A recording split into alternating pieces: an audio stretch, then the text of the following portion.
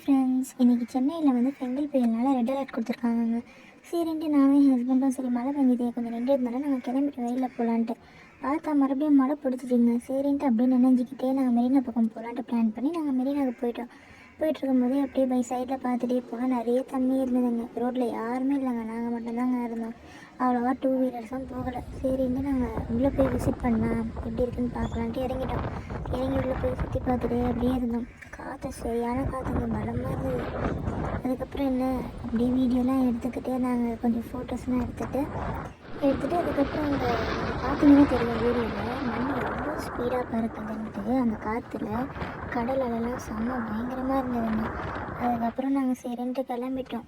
அப்படியே போயிட்டு இருக்கும்போது பட்டினம் பக்கம் சைடாக தாங்க போனோம். அங்கே பார்த்தோன்னா பள்ளம் நோண்டி வச்சுருக்காங்க தண்ணி உள்ளே போகணுன்றதுக்காக.